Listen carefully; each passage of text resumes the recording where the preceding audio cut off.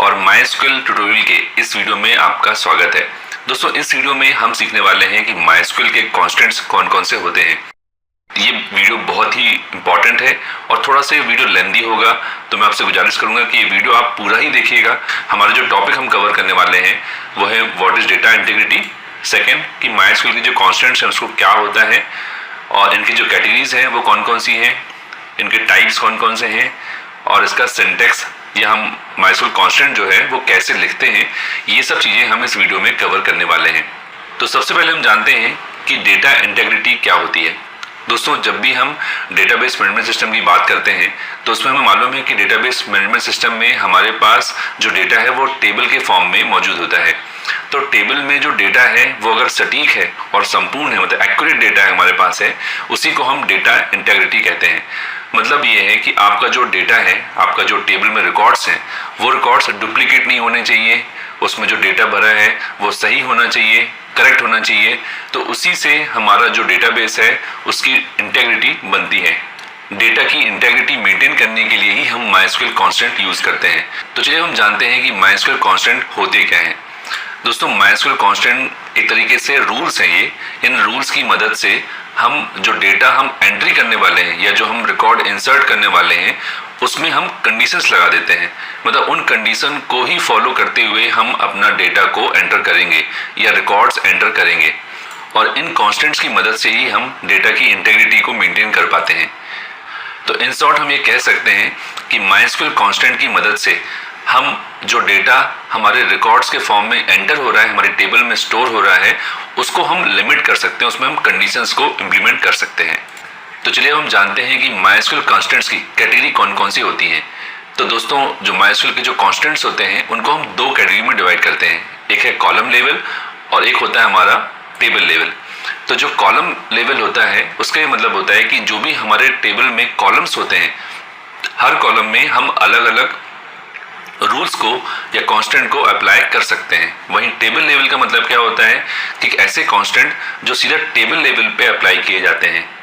दोस्तों, हम जानते हैं कि इसका सिंटैक्स क्या है, मतलब किस तरीके से हम MySQL कांस्टेंट को लिखते हैं। तो जैसे आपने पहले वीडियोस में भी मैंने आपको बताया है कि हम जब टेबल को क्रिएट करते हैं तो उसके लिए हम क्रिएट टेबल कमांड का प्रयोग करते हैं।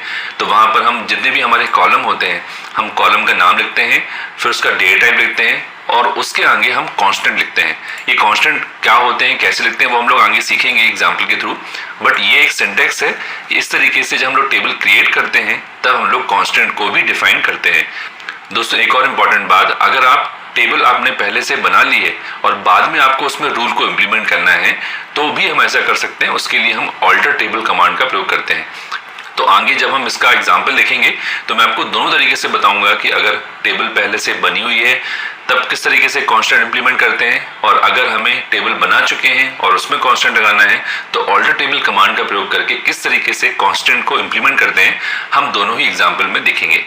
तो चलिए हम जानते हैं कि MySQL कांस्टेंट के टाइप्स कौन कौन से होते हैं। तो दोस्तों, इस वीडियो में हम टोटल 8 MySQL कांस्टेंट्स के बारे में जानने वाले हैं। तो चलिए दोस्तों, अब हम जानते हैं कि MySQL कांस्टेंट्स के टाइप कौन कौन से होते हैं या कितने प्रकार का MySQL कांस्टेंट्स होते हैं। तो सबसे पहला जो MySQL कांस्टेंट है वो है नॉट नल। नॉट नल एक तरीके से ये एक ऐसा रूल है जिस रूल की मदद से हम किसी भी कॉलम में ये स्पेसिफाई कर सकते हैं कि उसमें आपको कोई ना कोई वैल्यू इनपुट करनी ही है। जैसे एग्जाम्पल के तौर पे अगर हम एक स्टूडेंट टेबल बनाते हैं, स्टूडेंट टेबल में रोल नंबर डालना कंपलसरी है या नेम डालना कंपलसरी है। तो रोल नंबर और नेम जब हम डिफाइन करेंगे तो वहाँ पे हम कांस्टेंट कौन सा लगाएंगे, नॉट नल। तो जब भी हम रिकॉर्ड इंसर्ट करेंगे तो हमें हमेशा इन दोनों फील्ड्स में वैल्यू को इनपुट करना होगा, मतलब वहाँ पे हम नल वैल्यू नहीं डाल सकते हैं। सेकंड दोस्तों होता है हमारे पास चेक। चेक जैसे आपको नाम समझ में आ रहा होगा कि जब भी हम डेटा इनपुट करेंगे तो अगर हमें कोई कंडीशन लगानी है, मतलब हमें कुछ चेक करना है। मान लीजिए कि हमने हमारी टेबल में एज नाम का कोई एक फील्ड बना के रखा है। अब उस फील्ड में हम जब भी इनपुट करना चाहते हैं तो हम चाहते हैं कि एज जो है वो 18 से ज़्यादा ही इनपुट हो, 18 या 18 से ज़्यादा। तो उसके लिए वहाँ पे हम चेक कांस्टेंट का यूज़ करेंगे। और हम ये भी कह सकते हैं कि मान लीजिए कि आपने कोई ऐसी फील्ड बनाई है जिसमें आप डेट ऑफ बर्थ इनपुट करवा रहे हो, तो हम एक पर्टिकुलर डेट डिफाइन कर रहे हैं कि अगर उस डेट से कम ही हम उसमें एक्सेप्ट करेंगे डेट, तो वो भी हम चेक कांस्टेंट के थ्रू कर सकते हैं। दोस्तों तीसरा हमारे पास होता है डिफ़ॉल्ट। जो डिफ़ॉल्ट कांस्टेंट होता है, इसका प्रयोग करके हम ये स्पेसिफाई करते हैं कि किसी पर्टिकुलर कॉलम में अगर हम कोई वैल्यू इनपुट नहीं करते हैं तो उसमें बाय डिफ़ॉल्ट कौन सी वैल्यू स्टोर होगी। जैसे मान लीजिए कि आपने कोई सिटी का कोई कॉलम बनाया है और उस सिटी में अगर हम कोई वैल्यू नहीं डालते हैं तो कोई बाय डिफ़ॉल्ट सिटी का नाम आप डालना चाहते हो, या उसमें आप चाहते हो कि सिटी में अननोन लिखा हुआ आ जाए बाय डिफ़ॉल्ट, तो जो डिफ़ॉल्ट है हम डिफ़ॉल्ट कांस्टेंट का यूज़ करके ऐसा कर सकते हैं। दोस्तों चौथा जो हमारे पास कांस्टेंट होता है वो होता है यूनिक। और जैसे आपको नाम से ही समझ में आ रहा होगा कि यूनिक कांस्टेंट का यूज़ हम वहाँ करेंगे जिस कॉलम में या जिस फील्ड में हम चाहते हैं कि सारी वैल्यू यूनिक ही इनपुट हों। एग्जाम्पल के तौर पे मान लीजिए हम एक यूज़र का टेबल क्रिएट कर रहे हैं, तो यूज़र टेबल में जो ईमेल आईडी है या मोबाइल नंबर है वो हम चाहते हैं कि वो यूनिक रहे, मतलब कोई भी एक ईमेल आईडी 2 बार उसमें एंटर ना हो सके। तो उस जगह पे हम वहाँ पे ईमेल आईडी और मोबाइल नंबर को वहाँ पे यूनिक की तरह डिफाइन करेंगे। दोस्तों हमारा नेक्स्ट जो माइस्क्यूएल कांस्टेंट है वो है ऑटो इंक्रीमेंट। और ऑटो इंक्रीमेंट का प्रयोग हम लोग लगभग हर टेबल में करते हैं।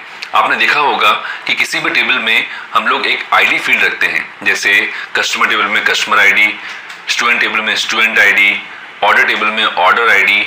इन सभी टेबल में ये जो आईडी फील्ड है, ठीक है, इसको हम ऑटो इंक्रीमेंट की तरह डिफाइन करते हैं, जिससे इसका जो नंबर है वो ऑटो इंक्रीमेंट होता रहे, मतलब एक एक करके बढ़ता जाए। जैसे फर्स्ट रिकॉर्ड अगर हम रिकॉर्ड इंसर्ट करेंगे तो उसका नंबर 1 होगा आईडी, फिर सेकंड रिकॉर्ड इंसर्ट करेंगे उसका आईडी 2 होगा। तो इस तरीके से अगर हम चाहते हैं तो किसी भी कॉलम को हम ऑटो इंक्रीमेंट डिफाइन करते हैं। दोस्तों नेक्स्ट माइस्क्यूएल कांस्टेंट है इनम। इनम का यूज हम वहाँ करते हैं जहाँ पर हमारे पास predefined set of values हैं और उनमें से ही कोई वैल्यू हम इनपुट कराना चाहते हैं। फॉर एग्जांपल जैसे ब्लड ग्रुप अगर आपको इनपुट कराना है तो ब्लड ग्रुप में कुछ ही ब्लड ग्रुप प्री डिफाइंड है ना, अब उनमें से ही हमें वहाँ पे इनपुट करना है, जैसे A B O, A B plus, ठीक है, या बी पॉजिटिव या बी नेगेटिव या ए नेगेटिव। अब मान लीजिए वहाँ पे कोई एक्स हम नहीं चाहते कि कोई एक्स इनपुट करे, तो वहाँ पे हम जो ब्लड ग्रुप के जितने भी टाइप होते हैं वहाँ पे हम माइस्क्यूएल कांस्टेंट इनम का प्रयोग करके ये स्पेसिफाई कर सकते हैं कि क्या क्या वैल्यूज परमिटेड हैं, मतलब उनमें से ही वैल्यू हमको वहाँ पे एंटर करनी होगी।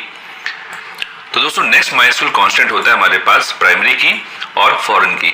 हालांकि इन दोनों पे मैं एक अलग वीडियो बनाऊंगा जिसमें आपको मैं डिटेल में समझाऊंगा, बट फिलहाल थोड़ी जानकारी के लिए प्राइमरी की मतलब होता है एक ऐसी फील्ड जिसमें नॉर्टनल और यूनिक दोनों का ये कॉम्बिनेशन होता है, और ये लगभग हर टेबल में हमें प्राइमरी की रखनी होती है। और प्राइमरी की और फॉरेन की का जो यूज है जनरली वो हम 2 टेबल के बीच में रिलेशनशिप डिफाइन करने के लिए करते हैं। तो जो हमारी मास्टर टेबल होती है ना, जो हमारी प्राइमरी टेबल होती है उसमें हम प्राइमरी की डिफाइन करते हैं और फॉरेन की हम डिफाइन करते हैं हमारी ट्रांजैक्शन टेबल में। दोस्तों अगर ये आपको समझ में नहीं आ रहा है तो अभी फिलहाल इसको आप छोड़ सकते हैं, क्योंकि मैं इन दोनों पे एक अलग वीडियो बनाऊंगा जिसमें मैं आपको डिटेल में इसके बारे में समझाऊंगा कि प्राइमरी की और फॉरेन की का यूज करके कैसे 2 टेबल के बीच में रिलेशनशिप बनाई जाती है।